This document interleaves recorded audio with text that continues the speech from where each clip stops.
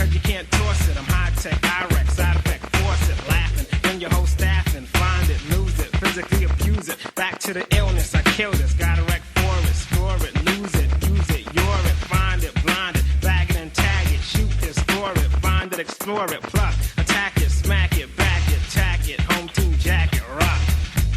Pick it up, pick it up. Pick it up, pick it up. This is for all the people that grew up in the 80s.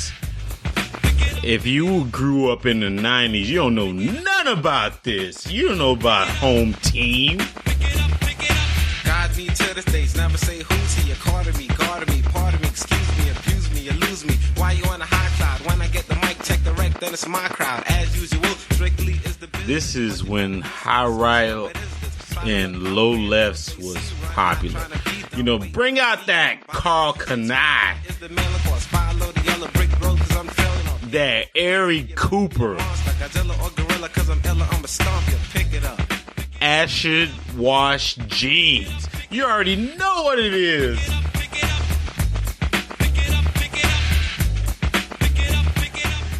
It's your boy Triple Black, aka the number one stunner, aka the boss, aka Poison Clan, H-Town, and Ghetto Boys. All black, bitch. You already know what it is, man. What's up, 239, man? Hey, man. Hey, man. I got another one for you, man. Hey. I'm in the end zone right now, you know what I'm saying, after this last show with J-Buck, man. Shout out to J-Buck, man. You know what? Let me hit this. Ran off on the floor twice. Hey, that was my second touchdown. But you know what I'm saying? After this show, 239, I'm going to be in the end zone. Ran off on the floor twice. Hey, you gotta love it, man. But I'm bringing you the realness. This time, man, we're going to take it a little bit, deeper. We're going to go a little bit deeper. I got to get back to the sports. We went to the streets. Now we're going to go to the sports. You know what? When I say this name, I'm going to let him introduce himself. But I know a lot of cats looked up to this guy. The only thing I can say, I'm not a big fan of Lely because, Naples Eagle till I die. But, I have to give this guy props, man. Hey, he was an architect on putting 239 on the map when it comes to football, man. But we're going to get into that. But I'm going to let him introduce himself, man. What's up, Mr. Miller? What's up, sir? It's good, man. It's good. This is Sweet Pete. Sweet Pete. Before we get into it, man, I know I had Junior, your nephew, on this show, man. But tell us the real story on how you got that nickname. I was told by my mom. She said that when I was born, they had all the little kids in the room and all that, and all the other little kids was crying and stuff, and I wasn't crying. So the nurse said, he's just a sweetie. So from that point on, I was sweetie, even to this day. I don't like to go by it. You have to make a choice, either sweet or pea, but you can't put them both together because I'm a grown ass man. Man, bro, what's good, sir? What's going on, man? Oh man, just try to maintain, man. Doing what I do. Hustle. Yeah. First of all, I want to thank you for stepping into the no cupcake zone, man. I make it a point, to reach back in history. You know what I'm saying? If you don't know where you came from, you don't know where you're going. And your name get brought up a lot, for the old school cats, that played football in the 239, man. So I only felt it was good that we get you on the show, man. Thank you for coming on, man. Hey, man, thanks for having me. Hey, man. Hey, so were you born and raised in Naples, Florida? I was born and raised in the Nap, 239. Man, you already know, man. I ain't gonna, date you or, give your age and stuff, man. Were you Gordon River or McDonald's Quarter? I was Gordon River all the way, 8B, baby. You already know. Matter of fact, J-Buck, they lived in a house after we did. He lived in an apartment after we did. Oh, real? Yeah. So you from the foundation of the 239. Absolutely. Man. Hey, man. Tell me, man, when you were going to middle school, man, who was popular, man? Michael Jackson or was that James Brown? Oh, MJ, man, MJ. Yeah? I ain't that old that James Brown was popular, but, can't take nothing from the man. Okay. Man, talk about your life, man, growing up in the 239, man.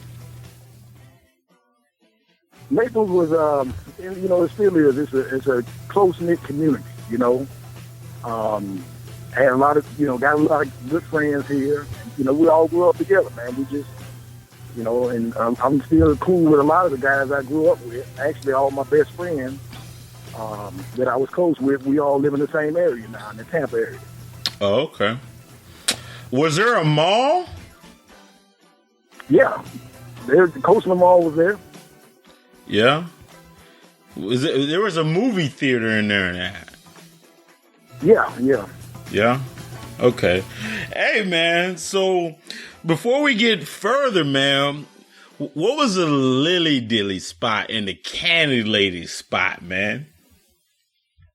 We used to say Lily Dilly's out of the house. Oh, real? Yeah. And also, Miss Mother Foster, she sold them. Also, we got to give a shout out to Miss Fanning. A couple other people in the hood that sold Lady Dillies and stuff. Man, that's what. Hey, man, if you do the 6 degrees of separation, man, you might be related to everybody in the hood, man. Talk about your family, man. Your brothers and sisters. Came, from a large family. I got 2 brothers, Fred, my younger brother Rodney, Scut Dog. I had 3 older sisters, Bob, Diane, and Lois. And I got a host of cousins and things. Charlie Bird and, Nate Phillips, just to name a few. I don't want to, it'll take us the whole time to name a whole family. So if I didn't name y'all, charge it to my mind and not my heart. Yeah. Hey, man. So what was it growing up there as a kid, man? Did y'all used to go down to downtown and steal mangoes like we did? For sure. Matter of fact, we used to get the buggy from Sunshine. Yeah. You get the buggy, go downtown and bring the mangoes back, sell them for, 15, 25 cents. You bartering back there. Hey, man, that's rich part of Naples history, man. Even way back then, man. Hey. Hey, so were you wearing corduroys, man? Oh, I wore corduroys. We wore them parachute pants, all that good stuff, man. Did you have a Jerry curl? No, man. My hair was never long enough to get a Jerry curl. Hey. I had a little S curl back in college. I hadn't, did it up, so I had a curl for about 3 months. Okay, man. Dog, so which one of your friends was slipping and sliding back then, man, in the Jerry curl? You know what I'm saying? Leaving the imprint on your couch. Oh, my boy, Ruben Riles, one of the greatest athletes that came out of Naples. He was rocking the curl. Yeah. Yeah? Did you have to guard him in basketball, man? Did he get some juice in your eye? No, I really didn't take to the basketball court too much.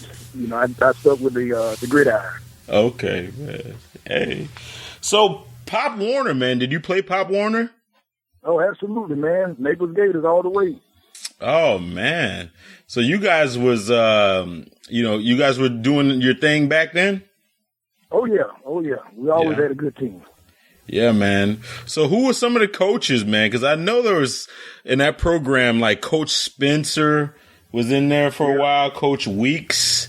Did you get coached by Coach Spencer? Yeah. How about Coach Weeks? Coach Weeks too. Yeah. Talk about some notable players that you played against, man. Notable players that I played against. One name pops out. Clyde the Glide Allen. He was probably one of the greatest athletes out of Fort Myers. Got to give it up to Frank Walker. He was a good athlete. Yeah. My boy Big Ham. He played at the U, and actually on the University of Miami documentary, he's on there talking. There's a lot of great athletes, man, back in them days. Yeah. Did you meet Miss Dion? Yeah. We was in school at the same time, but I never played against him. Oh, he played for the Rebels, right? Yeah, Dion played for the Rebels, and he played for North Fort Myers High. Yeah. I remember, was it Bruce uncle Curtis? I heard he was a man back then too. Kurt.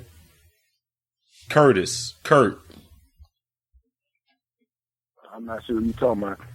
Well, I think he played against Dion and the Gators, but no, we move on to that. But man, were you guys a powerhouse back then? Oh yeah. We always, Naples always, we always. Hey man, so when you were going up through the Gators, man, who were some of your mentors, man? Like my older cousin, Clint Mobley. I looked up to guys like that. Curtis Dillard, guys like that. The Merceras, me and John was real cool, so they kind of took under their wing.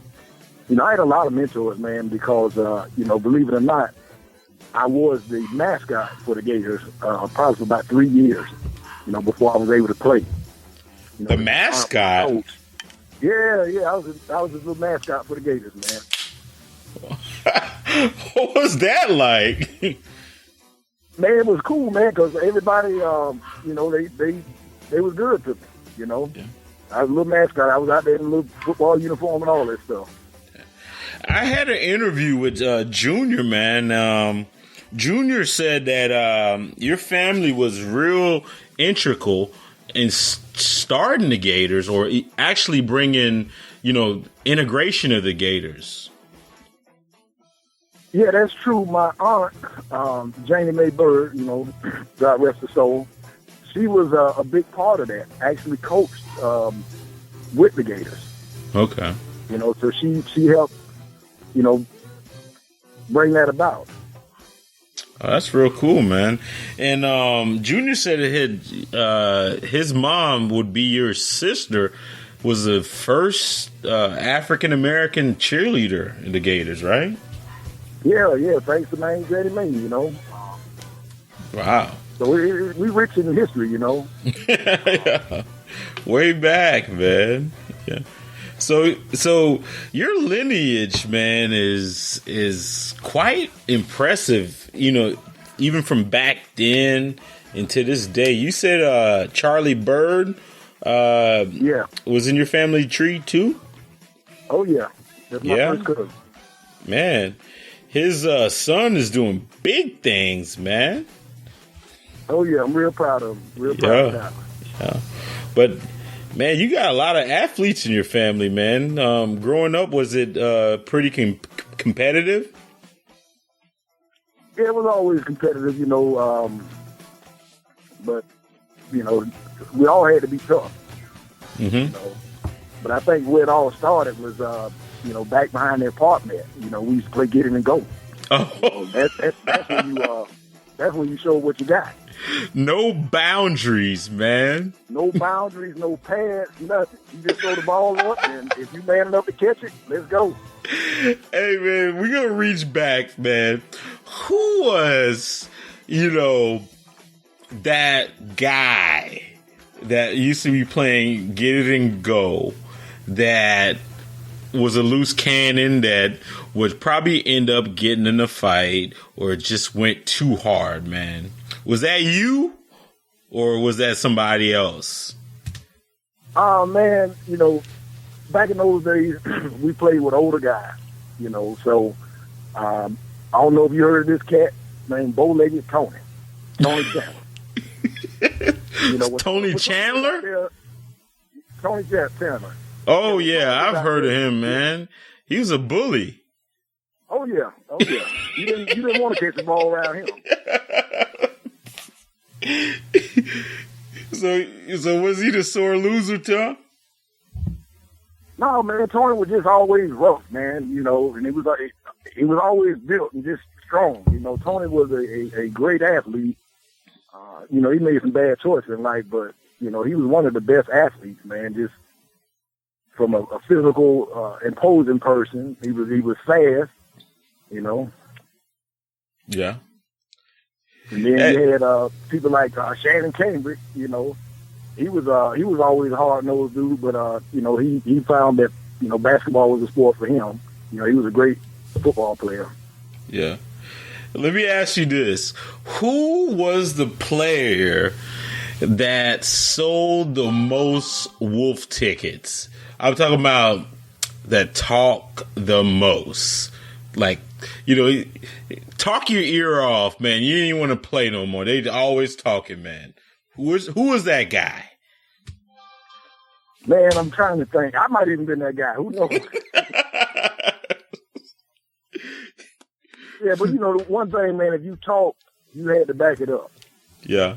You had to back it up. If you talk that noise and wasn't doing it, you didn't get no respect from us. Yeah. Yeah. So was the rec center open back then on the west side? Yeah, the rec center was open. Yep. Matter of fact, Miss Ricky Dean and Whip was in charge of the rec. Then they tore that one down and they built another one. Yeah. This is before the pavilion, right? Yeah, we had way before the pavilion. Okay. All right, man. So, how did you end up at Lely, man? I know I'm skipping over a couple things, man, because you grew up down there. How you end up in Lely? Well, actually, I ended up in Lely because my parents moved to Naples Manor. Okay. Okay, but my brothers and sisters, when we lived in the Gordon River, they went to Lely. Back then, even though Naples High was less than 3 miles from them, they shipped all those the kids that were in apartments. They shipped them to Lely. But if you lived in a house like on 13th or 14th Street, you could go to Naples High. Wow, they brought all those kids from the projects over to Lely. Wow, that were you kind of upset when that happened, man? Man, I was like 5 years old at the time, so I didn't know any better. All I knew was that it was a new school, and my brother and sisters, they was going to Lely. Yeah. Yeah, man. So back in the days, man, paint a picture, man. Was it like it was in the 90s, man? Was there a lot of, unscrupulous activity happening in there? Actually, I was actually getting out of Naples when all that stuff was going on. When you talk about unscrupulous, do you mean like drugs and things like that? Yeah, actually, I was. That was just starting when I was getting ready to leave. Mm-hmm. Luckily, I seen a lot of it, and luckily I wasn't part of it. Okay.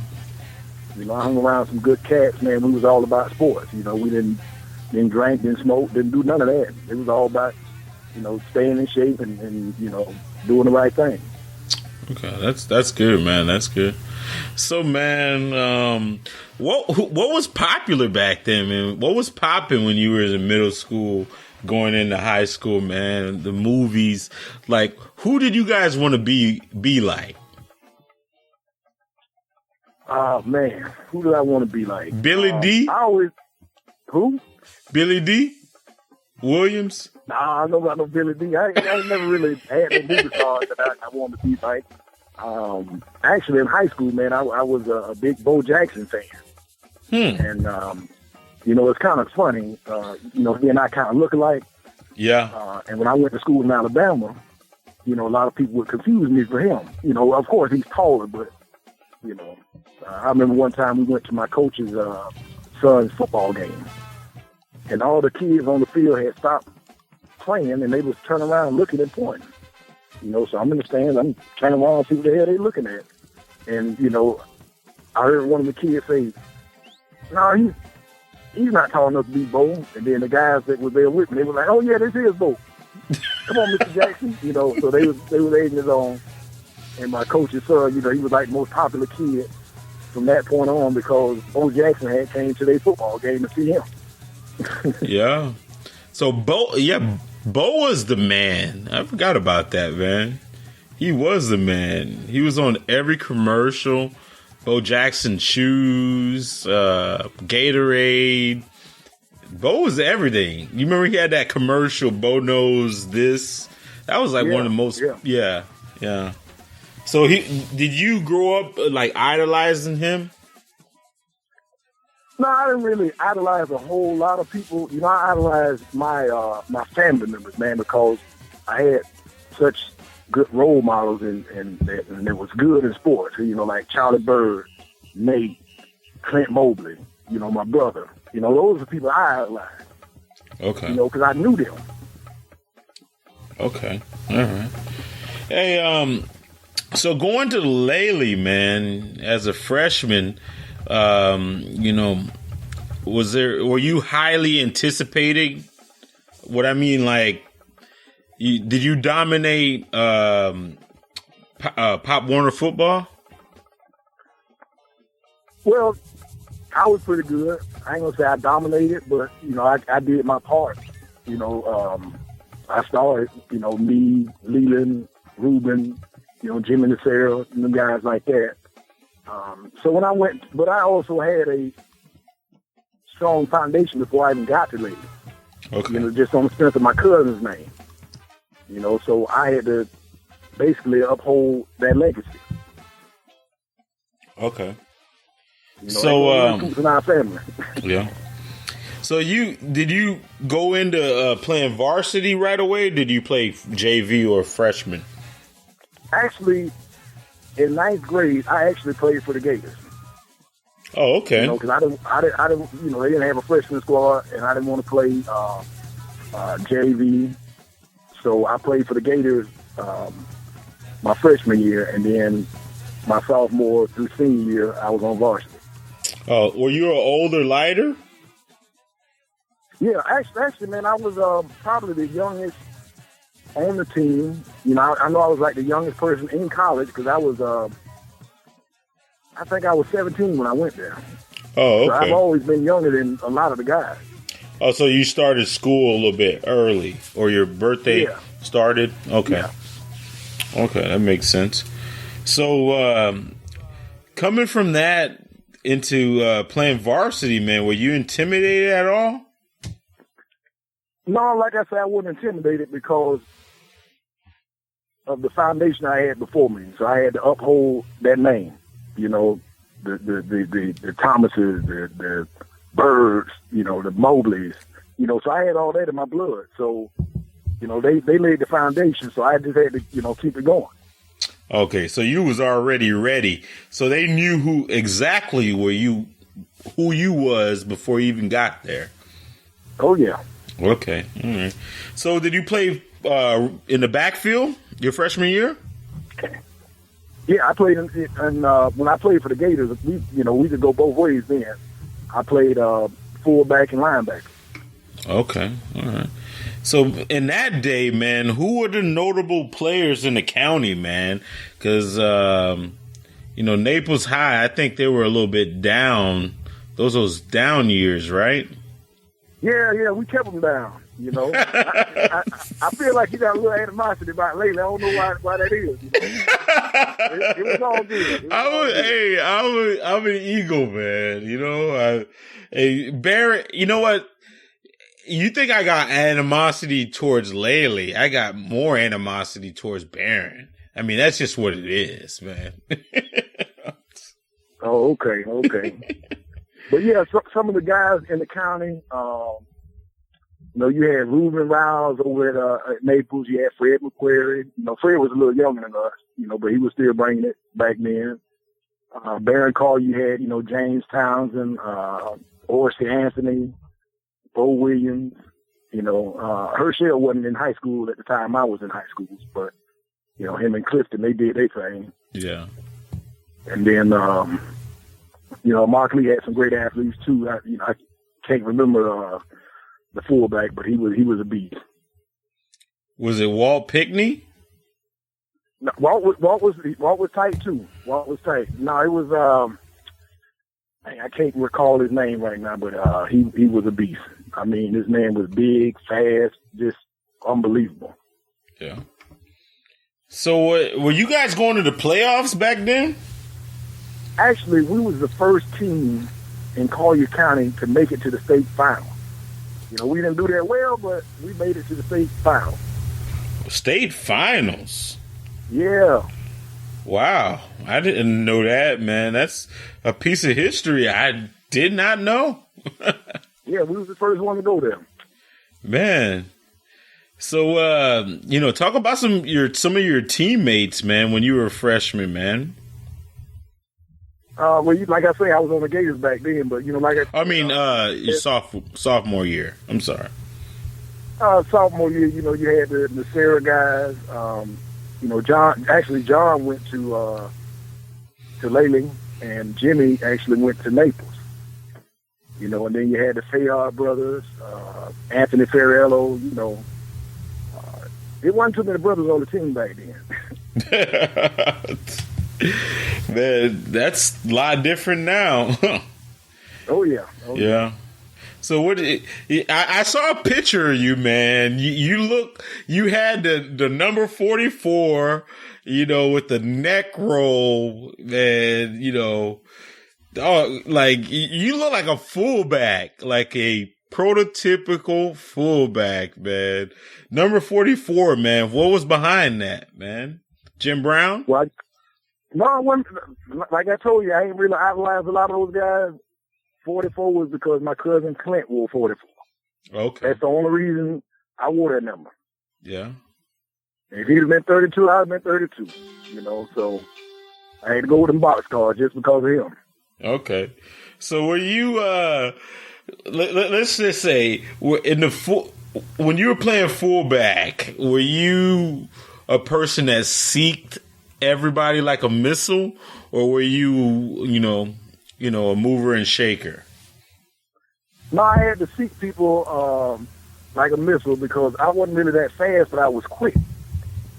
And I also had good balance, so I could truck somebody. So if I ran you over, I know you weren't going to get up and catch me. Yeah. But, I didn't do all that shaking, man. I love contact. Okay.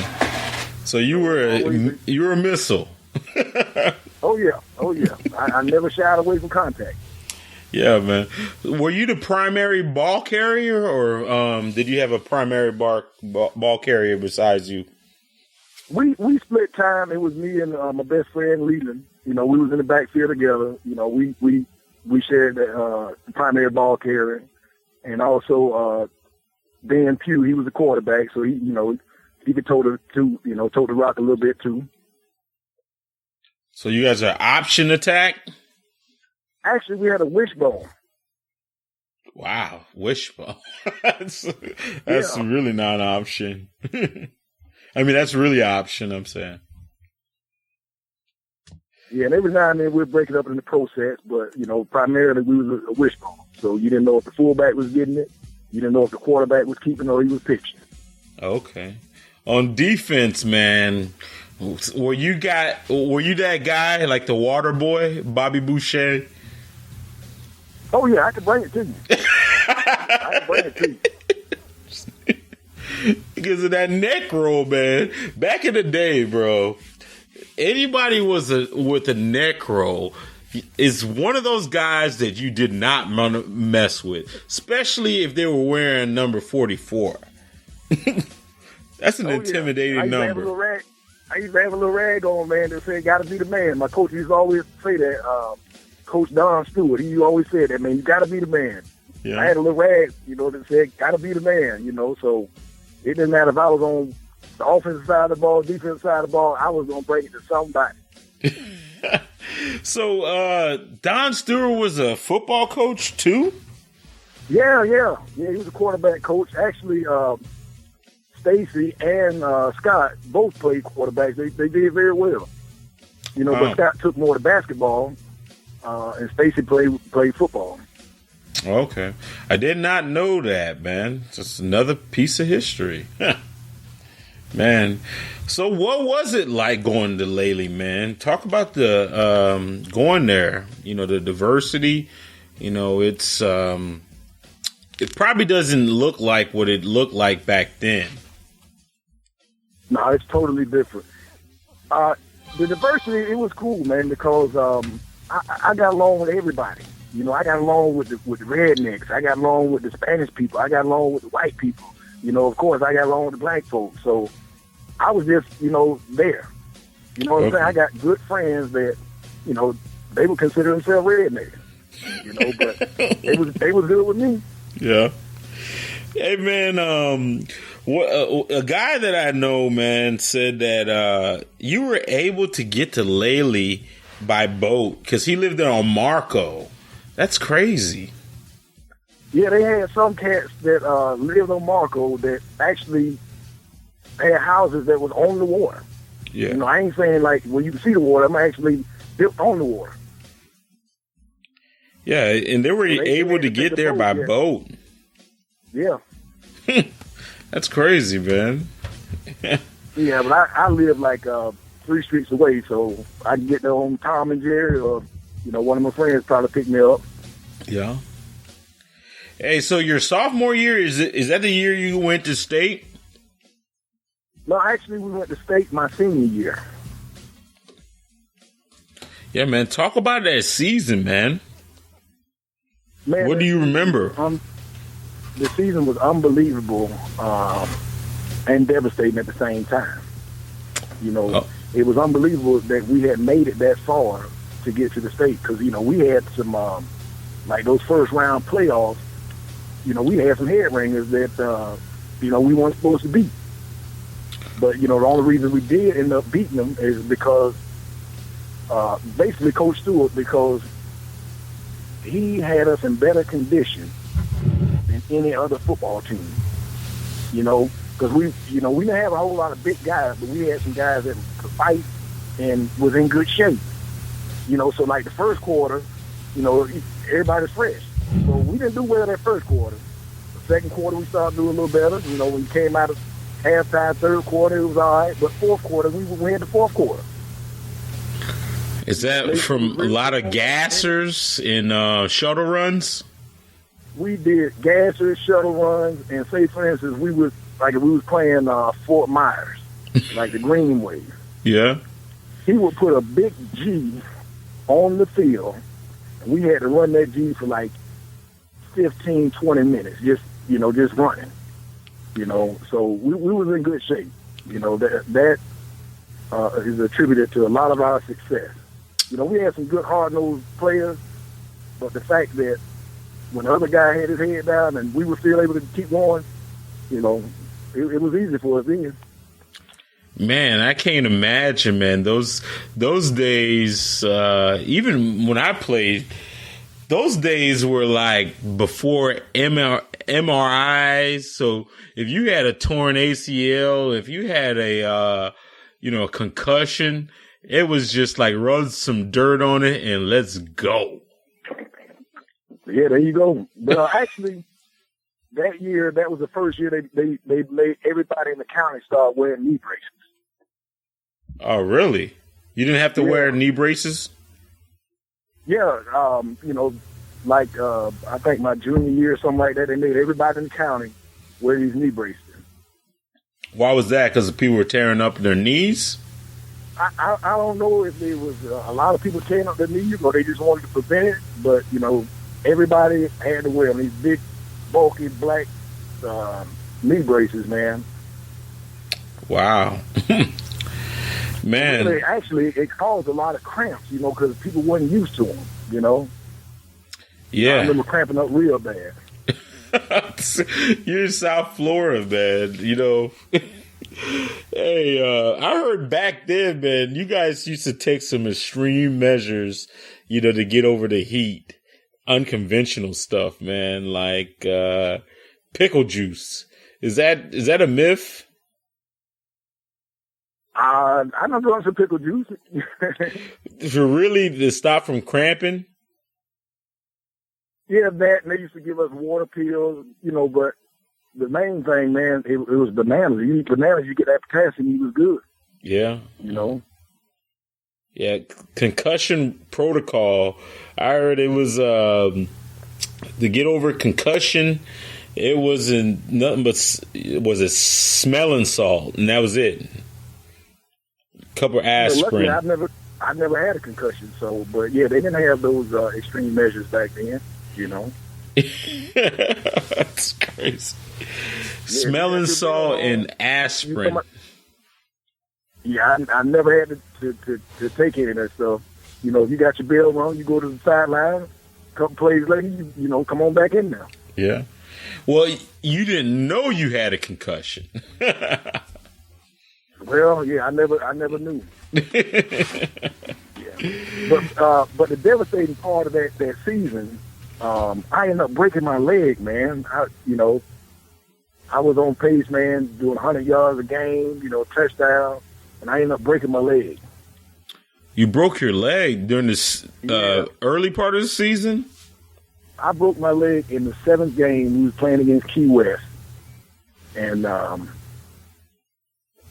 I said, I was a big part of the team. And, what showed me a lot is how they rallied around me and was playing for me. Okay. So you inspired a lot of that state run. Yeah. And actually, man, one of the most memorable moments of my high school career was because I was in the hospital, I think probably for a week. And wow. I came back, I was in a wheelchair, and we was having a pep rally. And they rolled me out there. Everybody was all hyped. They rolled me out there, man, and the whole school just started chanting, "Sweet Pete, Sweet Pete." Man, that was just incredible to me. So did you break your leg pretty bad to be in hospital for a week? Yeah, I guess so, because they had to actually re-break it because apparently it started growing, kind of wrong. So, but yeah, man, and I had a lot of people come by and visit me and all that. They would come by my house, everything. So they showed me love, man. They showed me love. So do you remember the play and everything, huh? Yeah, I remember the play and everything, man. Man. Yeah, same with me, man. I remember I injured myself in high school. I remember everything about that play, man. Yeah, you never forget it, man. Yeah. And I actually got up and walked like 2 or 3 steps. I'm like, whoa, something ain't right here. Your balance was off, and did you fall down? No, I kind of laid down. I'm like, I don't think this is going to work. I laid down, and, the trainers came out. Then they wheeled me off on a stretcher and all that. And, before they just put me in the ambulance, yeah, I told them, I said, hold on. I need to see this. Yeah. And, my boy Leland there took it on in. I got him down there, but Leland took it on in. For the touchdown? They caught me off yeah. They caught me off the Naples Community Hospital. Yeah. Hey, man, you played linebacker and you played fullback, man. If you can remember, man, what was that one matchup, that one player that you were like, man, this is all day. God, you know what? I know your competitive spirit, bubbles over and like big opportunities. But can you remember that one player like, man, this is not a picnic? Man, it was when I was in college playing linebacker. We had this guy on the team. He was great running back, and we was doing goal line drills, and it was me and him 1-on-1. So I got him squared up in the hole. I'm finna just take it to him, and I actually missed the tackle. Dude named Tank Edwards, And even to this day, man, when I see him, even 20 years later, I still just want to just, come on, man, let's do this one more time. He just gave you hell, huh? Yeah, I mean, it wasn't all the time. It was just that one specific time because it was man on man, and I lost that match. That bothers me. Yeah. I wasn't scared of nobody. Yeah. But it was just that just like breaking my leg. I just remember that. We squared up, and he got the best of me. Yeah. How about in high school, man? Remember back in high school, was there that one player, man, that really gave you, a headache? Yeah, actually, a couple players gave me headaches. On Fort Myers, like you had Big Ham. He played on Fort Myers. That's the one I said played at Miami, University of Miami. Then he had his partner Leon Young. He could bring it too, man. These guys were like men amongst boys, and they could bring it, but I wasn't scared of them or anything. But they gave you headaches. Yeah, they gave me a headache, but at the same time, they didn't win every time. Yeah. But it was like, when I was running the ball, it was always one of them two tackling me. So that we could not get any blockers on them. They were destroying whatever blockers, and it was man on man. Yeah. So I give them props for that. Yeah. Talk about Merv Ward, man, the man. Man, Coach Ward was a great coach. He came from up north, came down here. He just had a whole different philosophy, man. He we were champions then. And the whole time he was there, we had a good run. I mean, for the time that I was there.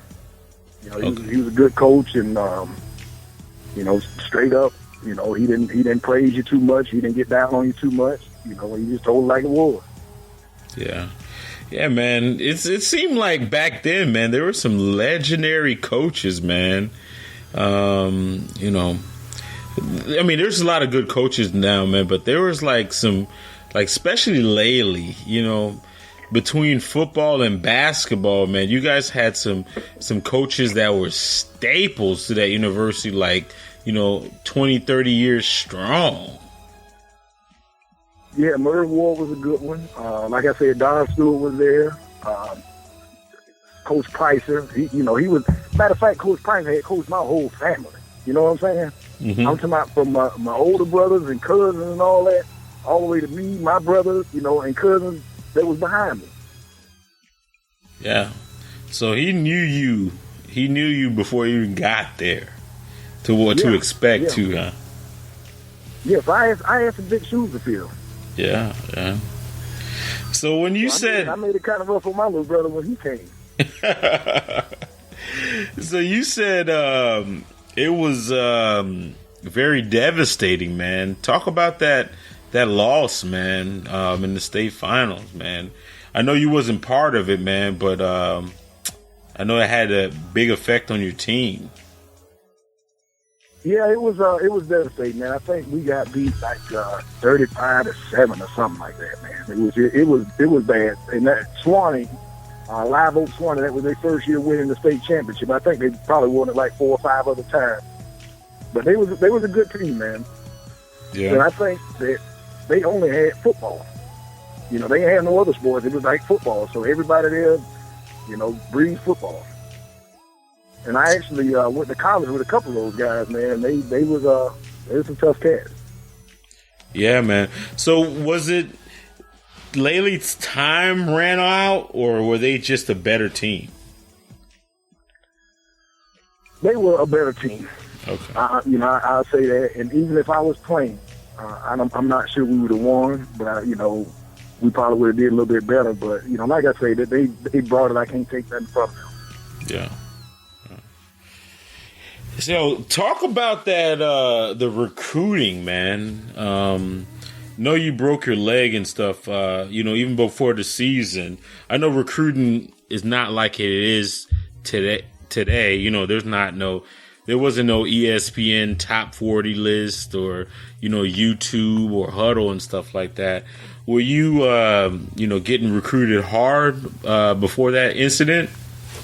Yeah, I was getting a lot of letters and all that, man. But what helped me the most, and I think him to this day, there was a principal at our school named Steve Schick. He sat down, he made a highlight film with me, he made a highlight film with Lely, and he basically got us, going.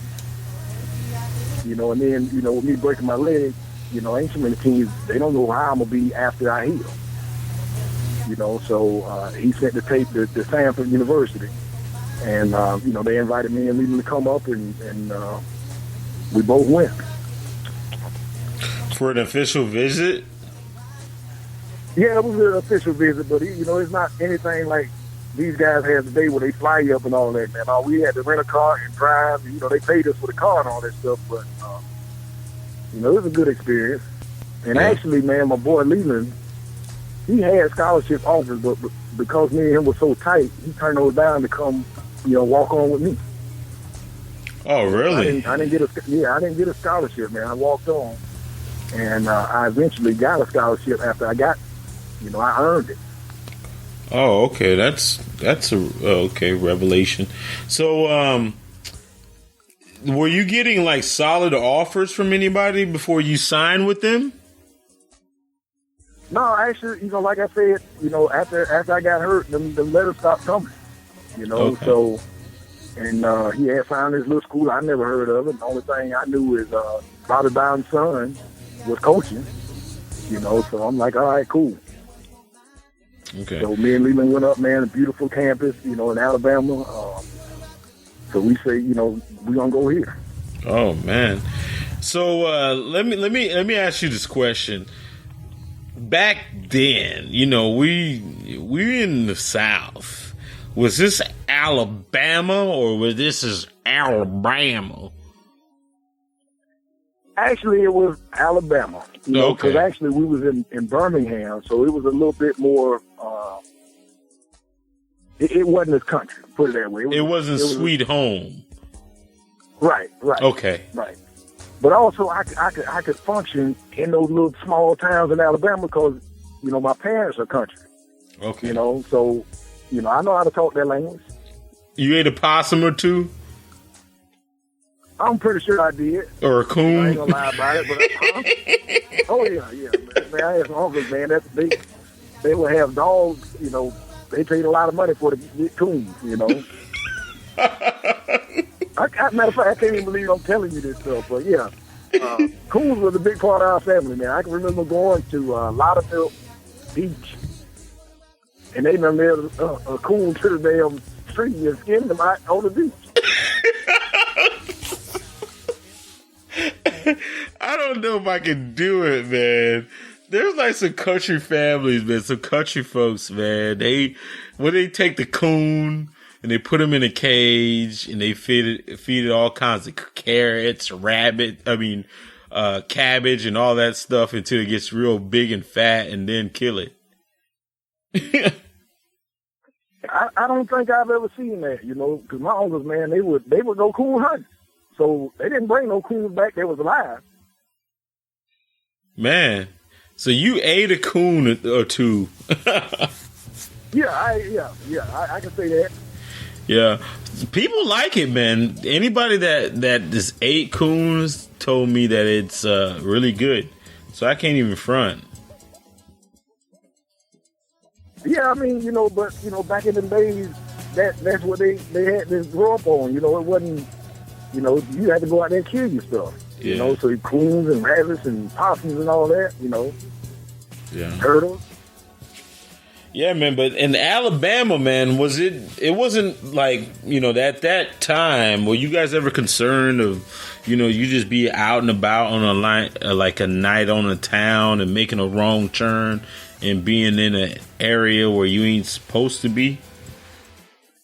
No, like I said, we was in Birmingham, so Birmingham is a lot of black people. Okay. So, okay. I didn't. If you talking about did we make a wrong turn and run up on a Klan meeting or something like that, no, we didn't go down to the parts. Okay. But it was one part of Alabama they said don't go to it. All right. So it wasn't like that. It was still city. It wasn't like just backwards country. Right. It was city. Okay. It was city, and Birmingham has a lot of history, man. They had built the Civil Rights Museum there. I go to it, every time that I go back, and I didn't know a lot of that.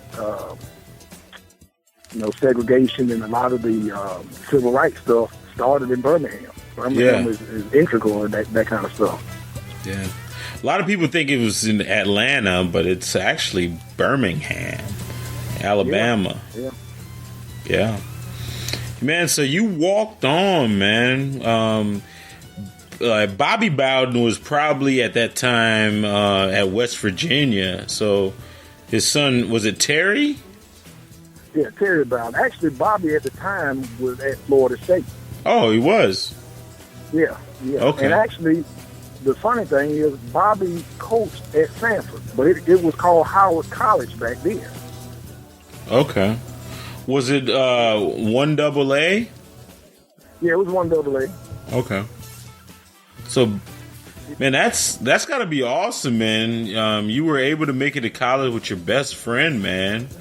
That was probably a pretty unique and great experience, right? Yeah, it was a good experience. Like I said, we still best friends to this day. In college, we had some difficult times, but like I said, we got past that. And ramen noodles.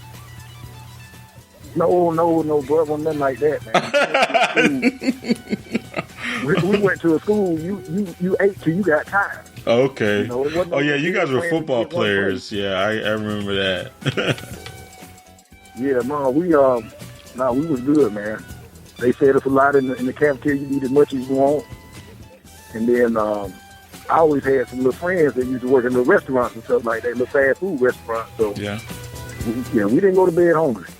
Yeah, and I gotta remember, man, because that's probably a small town. You guys, football was probably pretty big there too, so they knew you guys in the town, right? In Birmingham? Yeah, I'm talking about in the area where your college was at. Yeah. Everybody knew about Sanford, and we got to the level where we ended up. We made it to the semifinals back in college, and Alabama was a huge football state, because we had at that time we was in the playoffs, 1AA playoffs. You had the University of Alabama. You had it was a Division II team out of Alabama at that time, and all of us was in the running for the championship. Oh, really? Alabama won. Actually, Alabama beat I think Miami. Don't say it. I remember that. You gotta say that, man. 92, man. 92, man. I cried. That was the first time I probably ever cried for a football game in my life. I was crying too. I cried, man. I couldn't believe it. All I remember was George Teague, that cornerback, man, just taking. I think he took like 2 interceptions to the house, and it was over. It was a beating. Gino Torretta was their quarterback, and he won a Heisman, big hype, and just laid down. Yeah, but like I said, all 3 of us was in the. I think the Division II team, they won the national championship, and then Division I. So if we could have pulled it off, man, that's first time in state history that you got the Division II, 1AA, and Division I, all national champions. Yeah. So did you play fullback or linebacker? Actually, what happened is I was recruited there as a fullback. So my legs the first time I ran on my leg since I got it broke was up there. So I was kind of like a little gun shy. So I didn't make it as a fullback. So Terry was like, look, man, we want to make you a linebacker, So I was like, man, ain't no linebacker, And then I had talked to one of you guys, older guy on the team. He was like, look, man, if the man got enough confidence in you and think you could play this other position, you need to go ahead and do it. Because I was about ready to pack it up and come home, man. I'm like, I want to run the ball. And, I'm glad that I did stay linebacker because I ended up being, first team all-independent, before I left there. Oh, that's awesome, man. So, did your best friend, did he play in the backfield? He actually ended up playing cornerback, but, he played 1 year, and then he came back home and, started working. Okay. So you were with a Bowden, man. Did he have a country accent, too, like his daddy? Yeah, because they were from West Virginia, so they had that country already in them. Yeah.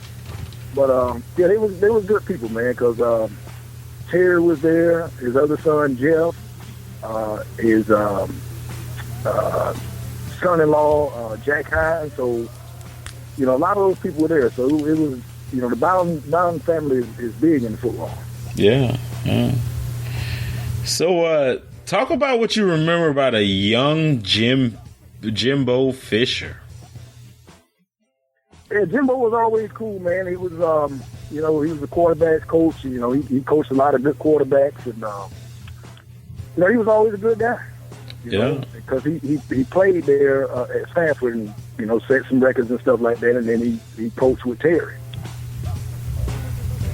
Yeah, Terry Bowden, man, that's crazy. The connection.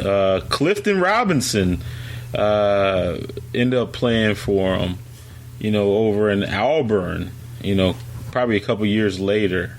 A couple years later.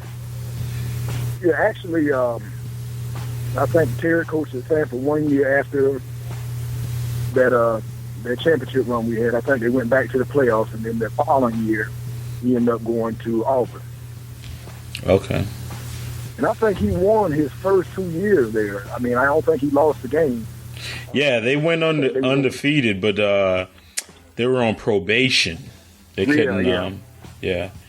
I remember they beat the Gators that year. I think who eventually might have won the national championship though. Yeah. Yeah, Terry had a good coaching staff behind him, man. A lot of they taught me a lot. Stuff that I even use to this day. I learned from them. Yeah. So, talk about what you remember most about that experience over in Stanford, man. Was there any notable players that you played with, man? That might have made it to the league? No, there was not any players that I played with that made it to the league. But, of course, there's, guys after me that did. Actually, one mainly, Cortland Finnegan. He played at Stanford. Oh, okay. That's when I was in high school, the guy Eaton Alvarez, he was a basketball player. That was a guy that he scored like the perfect score in the SAT. He ended up going to Stanford too. Oh, it's a great university, man. I'm happy that I went there. Yeah, great people. It's a Christian college and all that. So I met a lot of good people while I was in school, and I'm still good friends with these guys. Talk to them, maybe 2-3 times a week. We talking like 20-25 years later, and I'm still good with them. Oh, that's good to hear. Hey, Sanford, man, it gets mixed up with Stanford a lot. Talk about that, man. Do you ever tell some people? Huh? Oh, yeah, it does. I have to say SAM, Sanford. So what did you study there? What did you end up studying there and everything? I ended up majoring in marketing and business administration. Same here, man. Marketing degree. Me too. Yep. And I remember when I graduated, we looking at the people that graduated pharmacy school, and we're like, well, they know what they're going to do, but we just got a degree. So we don't know what we're going to do. Yeah. That was, what's funny about the whole marketing thing is when I graduated with a marketing degree, and, I was like gung-ho. I'm going to be like, hey, I'm going to be this big marketing consultant and major and, just throwing out all kinds of ideas. Every place I went, they were like, oh, so you're in sales. You know how to sell, huh? Yeah. You remember the 4 P's of marketing. Remember that? Yeah. Was it price, promotion? Man, I forgot. Product. And what was the other P? Place. Yeah. That concept. But it was crazy, man. It was like, oh, so you're going to be a salesperson. Yeah, because you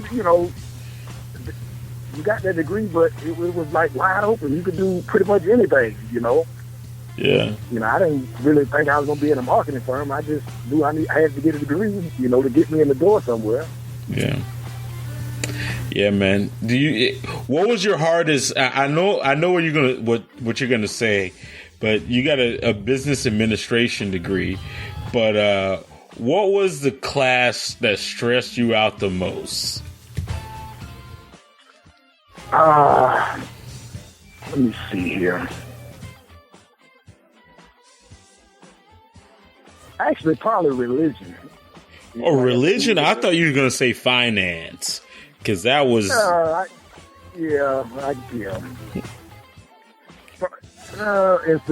in statistics. Yeah. We had this professor. We used to call him no partial Marshall. I mean, you can have a right answer, but if you couldn't show how you got to that answer, no, that was wrong. Hey, my teacher, his name was Dr. Gay. His name was Dr. Gay. And he bragged that only 40% of the people passed his class. I couldn't believe it. I don't think he was a very good teacher. Yeah, I know. He's like, only 40% of people pass my class. Because I went to a real small school.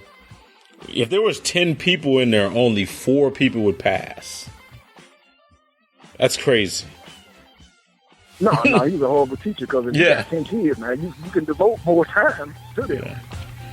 He looked like Santa Claus. That's all I remember. It was a horrible class, man. Yeah, man.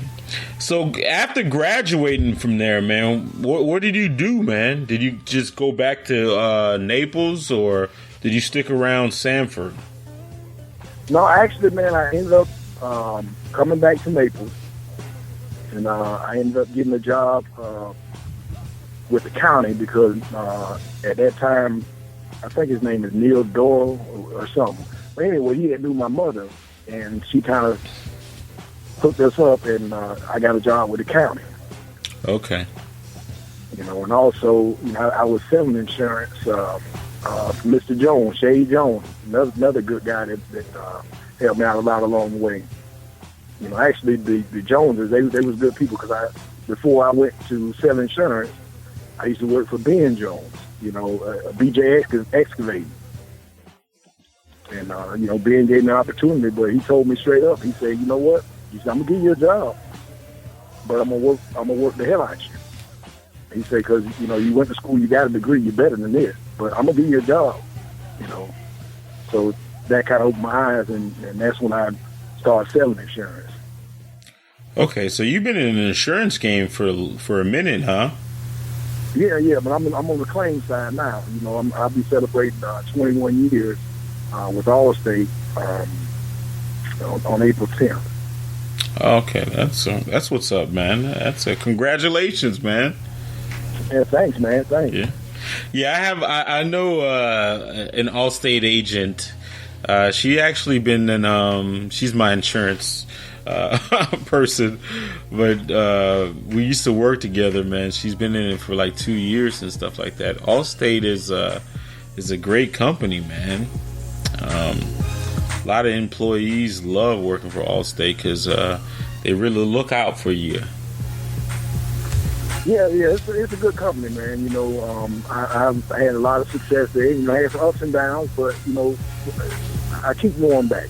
You know, they're a great company. I never went looking for another place to work. You know, I just like my coworkers, and you know, I like helping people. You know. Yeah, man. Well, so you went back to Naples, man. Talk about your mentorship, man. Because I know Junior talked about that you were a real integral part of, you know, his come up in football. And also Mark Mouton, which I did an interview for, he said that you were real pivotal in his development in football, because when he came in, when he got introduced to the game, he never played football before, and you were the first person that he named. He's like, man, Sweet Pea helped me tremendously, man. Yeah, I remember Mark. I was actually, you know, I was trying to, you know, help out at, I think at Lely. I was coaching and stuff like that, and you know, just trying to give them a little bit of knowledge that I've gotten, and you know, pass it on. And as far as Junior's concerned, you know, that was my nephew, you know, so and Junior had a lot of talent, still has a lot of talent. And I was trying to guide him, man, but I wish I could have done more, but I did try to open his eyes, you know, because, you know, Junior was heavily recruited. And, you know, when the recruiters come in your house, they're going to tell you anything to get you to sign with them. Yeah. And I'm trying to tell him, I'm like, look, dude, it ain't that way. I said, when you go up there, they're going to put a piece of tape on your helmet with your name on it, you know. And I said, it ain't going to be no gravy train. You know, he was telling me, yeah, they running back now, he's such and such, and he's this and this, and I'm this. I said, look, bro, that dude is not going to let you come take his spot. I said, you will have to work for it. And I said, and furthermore, then you got to watch out for Rudy. He was like, Rudy? I said, yeah, the dude that is pissed off because he didn't get a scholarship and you got one. So now you got to worry about Rudy. Not you. I was Rudy. Hey, you are absolutely, unequivocally right about Rudy. Every team at every college has a couple Rudies, and that's the guy that you got to keep your head on the swivel, because in practice, when the time that he gets to shine, he's gonna make an example out of somebody. That's how I got my scholarship. So you were Rudy. I was Rudy. So you were the guy during special team practice or scout team, like just a pest. I have a different mindset than a lot of guys, you know, because, all right, so I could have been like second or third team, but you don't get that many reps. So I'm down here on the scout team, and, you know, they consider you like little tackling dummies or whatever. Mm-hmm. So I had made up in my mind, okay, I'm going against the first team offense. This is the best this university has to offer. Okay, I'm down here in front of Terry Bowden, the head coach. So I'm going to, you know, knock some people around. He going to know me. So that eventually, after showing him what I could do to his linemen, I mean, I used to take 6'5" guys, man, and I had this flipper, you know, because I was always lower than them because I ain't but 5'9". But, you know, when they was coming down, I'm coming up.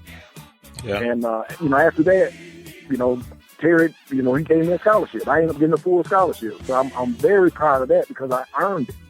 You know, I didn't earn it in high school, you know, what I did in high school. I earned it once I got to that school. Yeah. So they knew what they had, you know. Because a lot of guys, when they sign you out of high school and do your scholarship, they're playing against high school guys. I'm playing against college guys. Yeah. You mentioned a couple times about your height, man.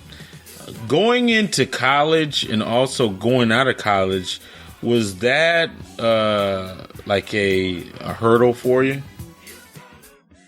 That wasn't a hurdle for me. I wasn't the prototypical size to be a linebacker. Okay. But, you know, what they don't put on paper is how much heart and desire that you have. Mm-hmm. You know, so I had that going for myself. Yeah. And plus, you know, I was, you know, stronger than 90% of the guys on the team. So I had a lot going for me. I had a low center of gravity. I was strong, and I wasn't scared. Oh, boy. So you were the guy. I already picture it, man. Because I already picture the guy, man.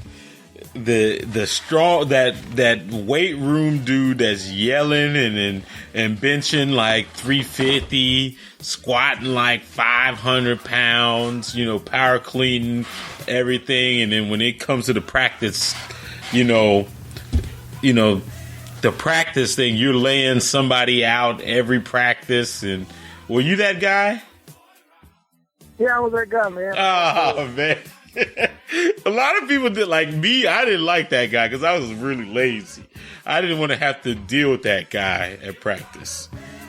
No, man. You know, the funny thing is, you know, I got to college, you know, I was like a little smart head, you know, trying to make everybody laugh and all that stuff, man. And they almost end up kicking me out. And then I had to you know, get a taste of reality and say, man, I can't get kicked out of school. I can't let my parents down. You know, Mr. Shit done did all he could to get me into school. I can't let him down. You know, my homeboy done turned down a scholarship to come up here with me. I can't let him down. You know, so then I had to grow up. Yeah. Okay, so then, you know, I got with a defensive lineman, and I would get up with him at 5 o'clock in the morning, go to the gym. You know, I'm over there. While all these other guys sleep, I'm working. You know, because I needed that edge. Yeah. Yeah. Speaking of being a comedian, man, I went on your Facebook page, man. So talk about your stand-up, man. Are you a comedian? I kind of stumbled into that, man. You know, because I always made a lot of people laugh, and I always been that dude. You know, making everybody laugh. And even at work and stuff like that, and they always say, you know, you need to be a comedian. You need to be a comedian. Yeah. So I was going through a downtime in my life, and you know, I said, what the hell? I'm gonna just go ahead and go up there and do it. You know, so the first time I went on stage, you know, the manager of the club, he came and he said, "You ever been on stage before?" I said, "No, man, this is the first time. I'm just you know, trying it out." And so he invited me back to a comedy competition. He said, "I'm not sure if you're going to win, but I think you'll do well."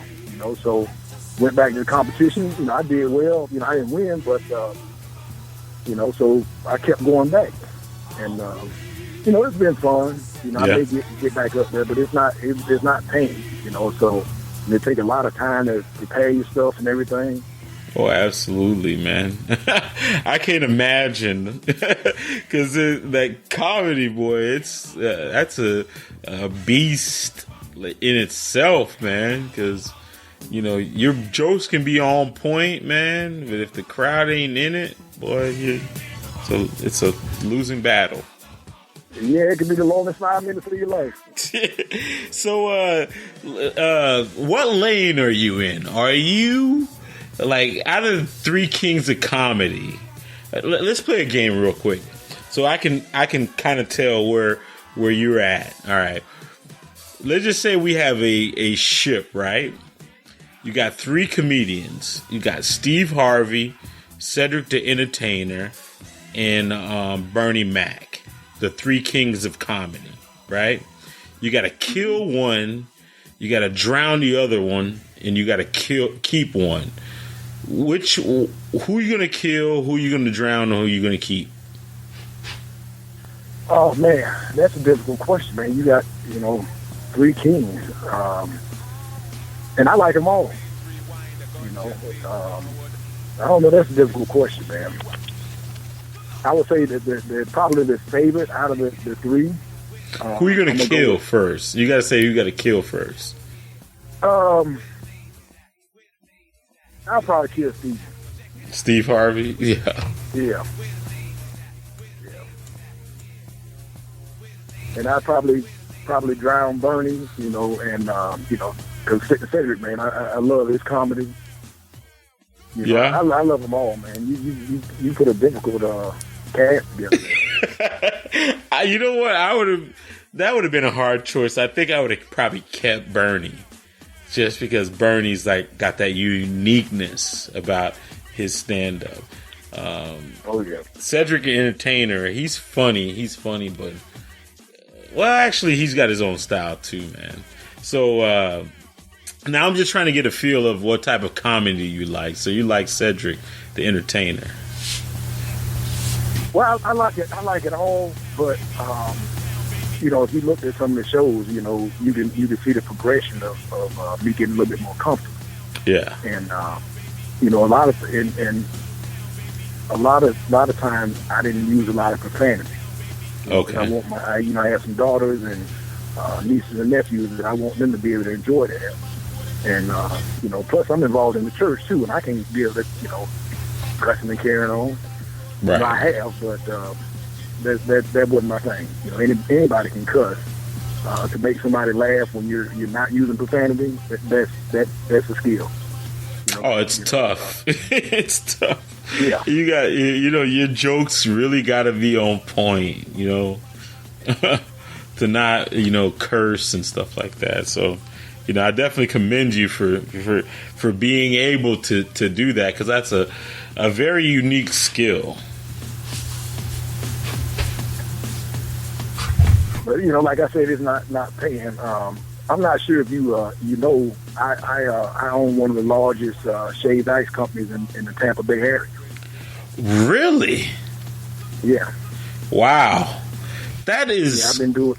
Yeah, that's crazy, because one of my coworkers and me were actually just talking about that, because I was talking about you know, getting a hot dog cart, and you know, just for some extra income.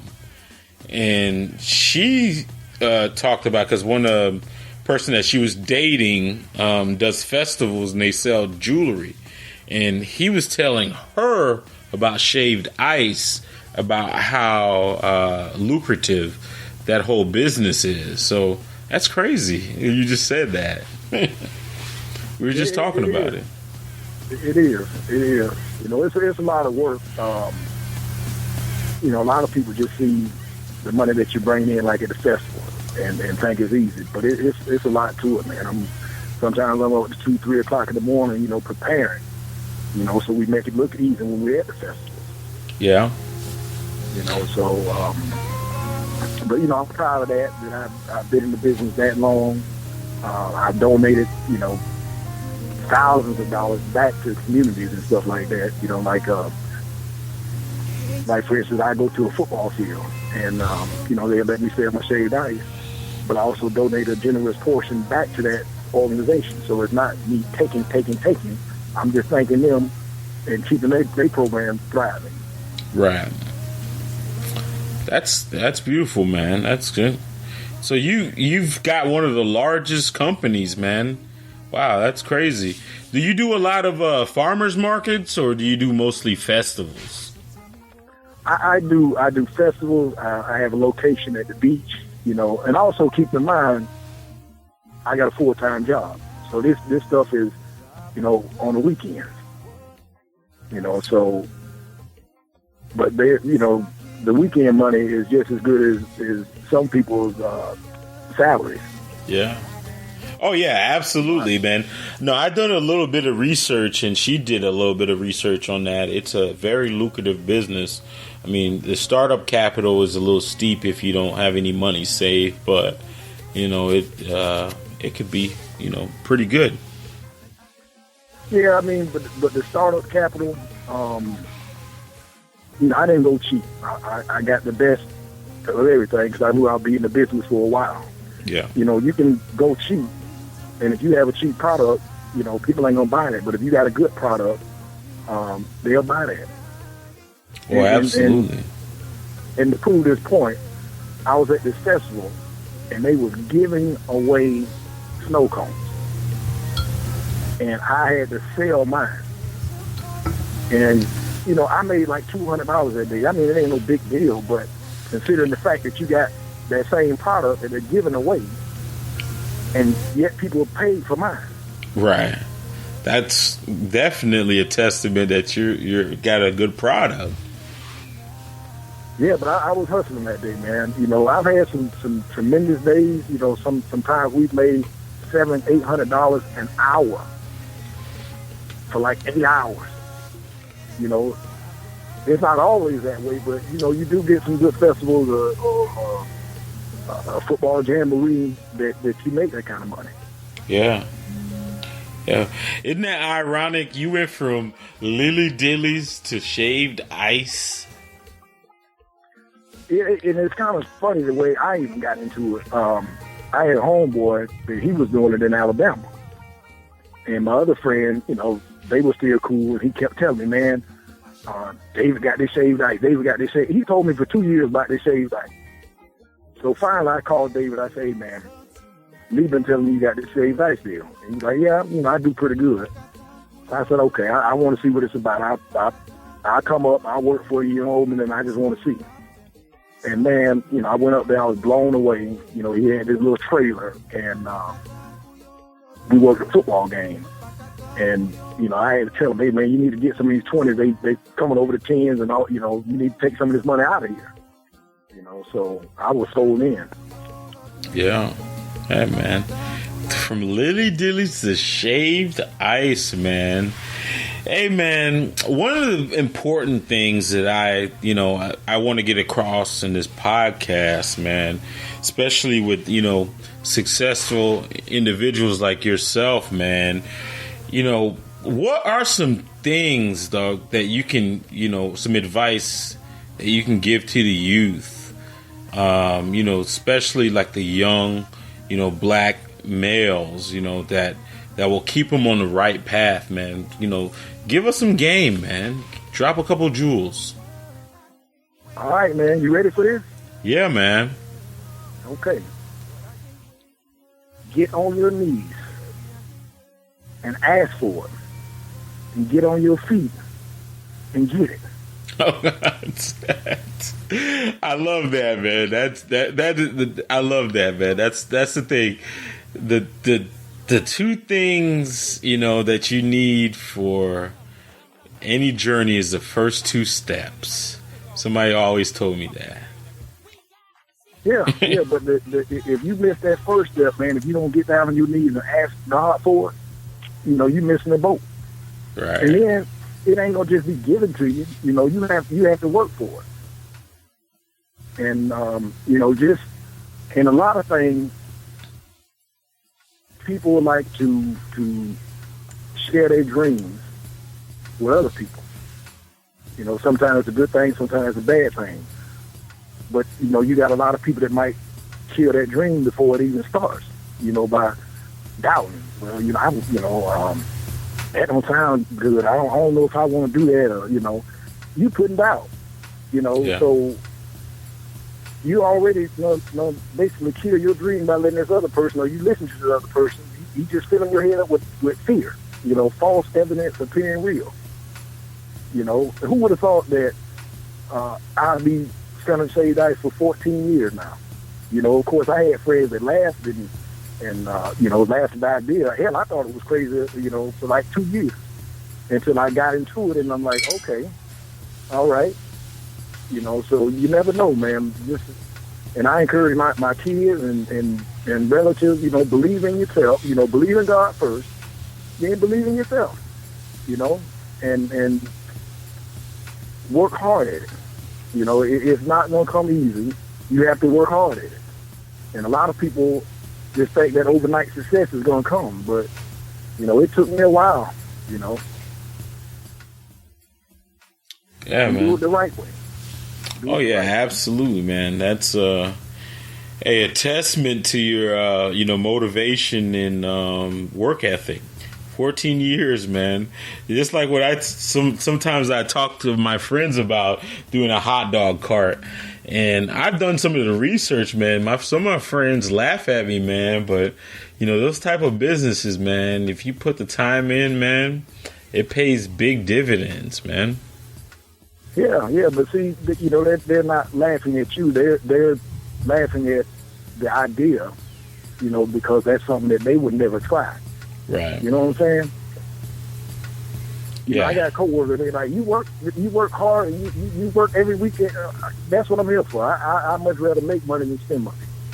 Yeah. Definitely, man. When you got something to do, man, I spend money when I'm bored, honestly. When I ain't got nothing to do, I'm out. I spend money for no reason. Yeah, I don't really like to spend a lot of money. Not on myself. I spend money on other people, like my family, my children, or make some investments. But I rarely go out and splurge on myself. Yeah, man. But I need to try to learn to treat myself, man. I work hard for that. Yeah, man. And even my sister even told me that, I deserve whatever I get because I don't work hard. Hey, man, I'm not going to give you your age, man, but you found a fountain of youth, man. Tell us, man, how you do it, man. Because when I saw a picture of you, man, I know you look like you could easily be in college, bro. What do you do, bro? How do you keep that up, man? Man, I just try to eat right, stay in shape. I got two beautiful daughters. I don't know how deep you looked on my page, but I got two beautiful daughters, man. I need to look out for. I need to, put a little fear in them young guys' hearts. I want to make it look like I can see her do something too. Is that what it is, man? Yeah, that's what it is, man. I always, took pride in, my appearance and stuff like that. Just trying to keep myself up, man. Yeah, man. I had a couple good friends that, kind of let themselves go and end up having medical issues behind that. So, I just try to stay in, decent shape. Yeah. That's what's up, man. Man, it's been real, man. You got any business to plug, man? Any last words, man? Any shout outs? Man, I want to give a shout out to you, man. I think it's real good what you're doing, and just the diversity that you're showing, because, I grew up with Derek J. Buck, and, I grew up with a lot of these other guys that you've interviewed, man. So I just, want to thank you for that, man, and keep supporting. Yeah, I appreciate that, man. Yeah, man. I looked at your numbers the other day, and, with you being from the 239, and that wasn't your strongest supporter. And that's another thing in business, man. The people that you think gonna support you might not support you. Yeah, man. That was a trip. I mean, personally, I'm a grounded person. I believe in myself and everything like that. I just take it as feedback. Maybe that I guess I'm not mentioning enough people from the 239 or something. I don't know. I don't know what it is, but I guess I got to try harder, to get my community involved in what I'm trying to do. But yeah, it is a little bit surprising though, that, you go so hard for somebody and then you don't see it being reciprocated. So I don't know, but 239, you gotta love this. Yeah. I mean, Naples is Naples, man. And I love it, but at the same time, I had to back when I was coming up. A lot of people doing the same thing, so you didn't see a lot of, people that had a whole lot of stuff. Everybody, kind of, I guess, got settled or satisfied. I've always wanted more. So, I met some people that, taught me some things, and, so I'm blessed, man. I'm blessed. I'm really blessed. and I want to try to share any information I can to try to help somebody. Absolutely, man. Man, I really appreciate you coming on here, man, because I feel it's very important, man, to pay homage for the past legends.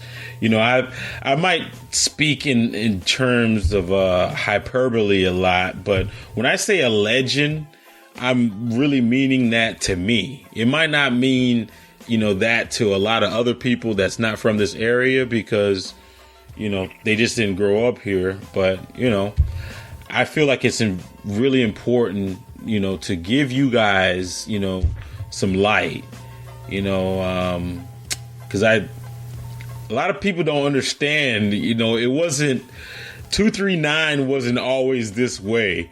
You know what I'm saying?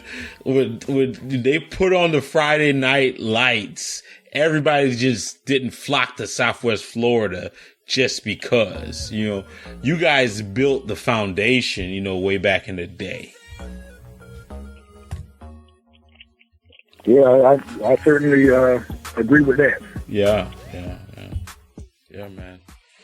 But anyways, man, give some final shout outs, man, to anybody, man. And you have a good night, bro. Thank you, bro. All right, man. Yeah, I want to give a shout out, you know, to my family, my children, you know, all my supporters, you know, the people that's been in my corner, you know, friends. You know, like I said, I got too many to name, so yeah. You know, instead of naming any of them, I just want to say thank you to all y'all, and you know who you are, and you know that's it, 100. Yeah, man. All right, man. 239, man. It's been real, man. The podcast is going to be up in a couple days, man. Again, Mr. Miller, Sweet Pea, thank you so much, man, for coming on, man. All right, man. Thanks for having me. All right, man. You be easy, man. Okay, you too. All right. All right. Keep this up, man. Keep this up. Stay with absolutely, man. You know I'm gonna keep it up, man. I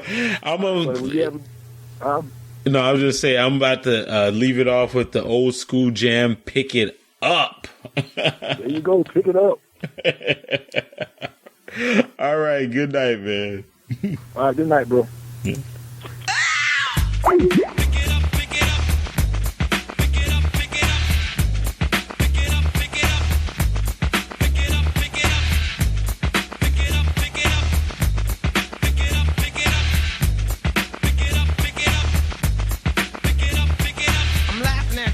Cause you can't toss it. I'm high tech, IREX, side effect, force it, laughing. When your whole staffing, find it, lose it, physically abuse it. Back to the illness, I kill this. Got a wreck for it, score it, lose it, use it, you're it, find it, blind it, bag it and tag it, shoot it, score it, find it, explore it, plus attack it, smack it, back it, tack it, home team jacket, rock.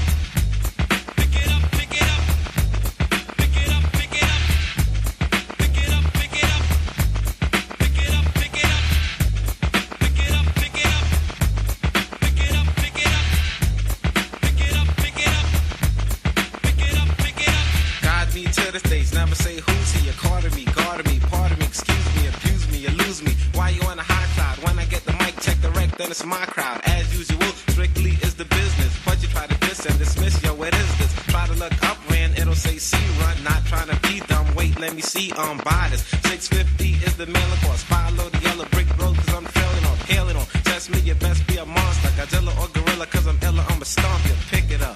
Pick it up, pick it up.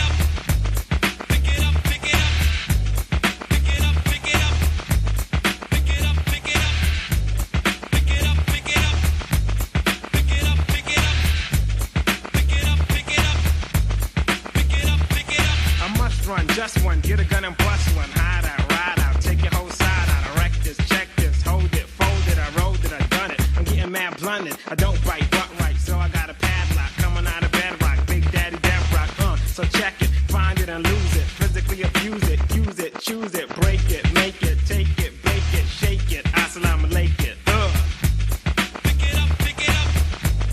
Pick it up, pick it up. Pick it up, pick it up. Pick it up, pick it up.